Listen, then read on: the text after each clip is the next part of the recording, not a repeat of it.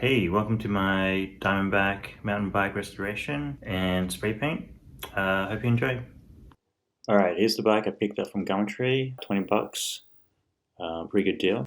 Taking a little bit of a risk on this one, but it was 20 bucks, so. Alright, got the bike home. The frame itself had a lot of rust and a lot of little chips. Luckily there wasn't any dents, which was good. Front wheel was shaky, so probably needs the bearings replaced. And the seat post could move up and down, which is good, because if it's stuck, it's really a big pain to take it out. I was pretty stoked on the parts. It was a X-Age ES group set, in pretty good condition. But the left shifter was missing the cap, and the right shifter didn't work. The tires and rims were good, Rye rims and Big Apple tires. Pedals were shot, stem was missing the cap, and the chain was done. Saddle, maybe I could save it. Frame was designed USA and made in China. Countries working together. Good to see. True temper, AVR double-bodied chromo tubing. Light and strong, but not heat treated. I took everything off the frame. The only problem I had was the cranks were hard to get off, and I didn't want to strip the threads. So sprayed WD-40 into the taper and let it soak for an hour. I did that about 2 or 3 times. Just take your time, and it'll be worth it. Alright, sanding the frame. I sanded everything by hand, which I do not recommend. It took about 2 days to sand the frame and fork down. If you have a Dremel or some type of machine to do it, that'd probably be better. I used 240 grit sandpaper and just sanded all the rust spots off. You can see there was a lot of rust spots, but yeah, it's finally done. Once it's finally done, it feels good. And now the frame's ready to be sprayed. Before we spray, we just gotta fix a few things first. Alright, fixing the shifter. Okay, so I took it apart. When I took it apart, I took pictures of every step so I would know how to put it back together. Just clean all the gunk out, and then it started working again, so I was pretty stoked about that. Left shifter was fine. I just sprayed a bit of WD-40 and it worked well. So on the left shifter, it was missing a cap, but I ended up finding a cap that was around the same size of my grease tube, and I just took a razor blade to it and cut out a little notch for the lever. Cleaning bolts. What I like to do is to take off all the bolts off the bike, off the parts, and just give them a good clean. It's pretty simple. What you have to do is soak them in white vinegar, find a little container, soak them in white vinegar, and just give them a shake every 4 hours or so, and they come out pretty clean. If you leave them in for too long, let's say 24 hours, they could turn black. So I usually take mine out around 8 hours or so. If they still have rust on it, you just repeat the process, and yeah, not much work there. Alright, clean the rest of the parts. All you have to do is get some degreaser, maybe some dishwashing detergent, and just scrub them with warm water. Yeah, I use a nylon brush, which helps. Sometimes I use a brass brush, but be careful not to scratch it. Yeah, turns out pretty good. I also mentioned before, the front wheel, the hub was a little bit shaky, and the bearings, I had to replace the bearings. You can pretty much find a tutorial on that online. It's not too hard, but yeah, I didn't take that, so that's why you're seeing me. Alright, spraying the frame. So first, base coat it in white. I was a little cautious on spraying it with the white, trying not to get drips and stuff, but because there was black paint underneath, I don't think I got enough coverage. So when I sprayed the yellow, some of the black paint was coming through, as you can see in this picture here.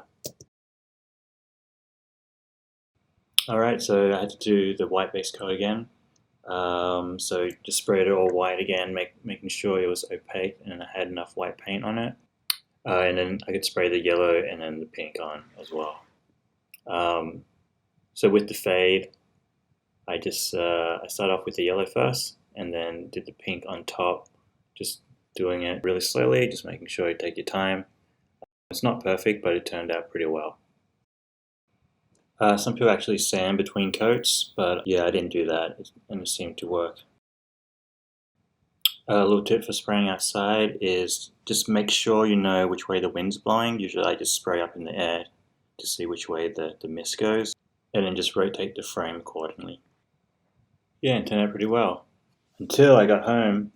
So basically I waited around 12 hours before I put on my bike stand, but then when I put on my bike stand, it kind of left a little print on the frame because the paint hadn't hardened yet. So I basically just had to sand it down and then repaint it again. Same thing, to spray with the white and then spray over the top with the pink. A little bit of hassle because I thought I was done, but yeah, good lesson learned there. Just make sure your paint is 100% dry before you do anything with it. I actually put the seat tube back in and clamped it to that so I wouldn't have the same problem. Taking off the mask here and start to put the bike together. Pretty straightforward. Just make sure you grease everything before you put it back. Just putting on the bottom bracket here. It was a little bit tight. I made sure I cleaned it out and re-greased it. Eventually worked. Here I'm showing you I actually sanded the small ring to make it silver. I only sanded one side because I was lazy. But yeah. So it looks a little bit more uniform now, so that's good. The rear derailleur, putting all the parts on, putting the brakes on, back brakes, the front brakes. Putting on the parts are pretty straightforward, pretty easy. No real problems there. Same with the saddle, just putting that on. I'm here putting some new grips on. I've got some Ritchie grips. For some reason, the cap was really hard to put on the end, so I had to actually hacksaw down the middle of it to give it a little bit of breathing room for it to squeeze in. But that worked pretty well. Still took a bit of effort, but it worked out. Putting on the brake cables and the gear cables on. I was able to use some of the old housing, so saved a little bit of money there, and then I did use a new brake and gear cables just to be safe. And then just setting up the front derailleur, setting up the gears, putting the chain on as well. But yeah, it worked out.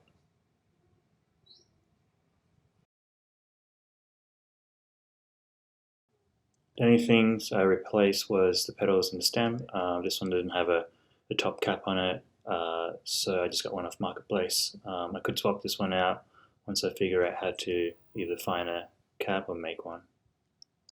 Alright, here's the final product. So here's the old bike, yeah, pretty run down, and here's the new one. Yeah, super stoked with how it turned out. Pretty happy with the paint job. It looks better in real life, I think, because you can actually see the neon paint working. It just looks saturated on video. But yeah, super fun to ride. It's super light.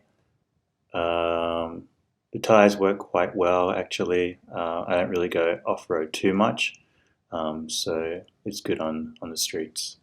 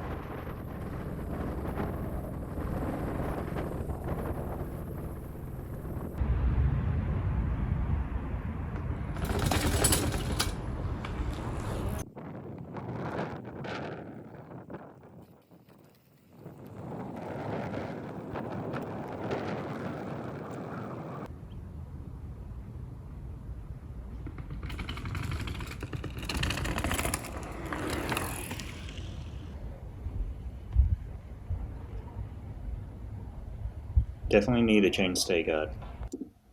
Alright, that's the video. Hope you enjoyed it. Let me know what you think down below. If you have any tips or comments, just give me a message. I still have to put decals on the bike, but still waiting for them in the mail. So once they come, I will do a little video about that. If you think about doing it, just give it a go. You got this.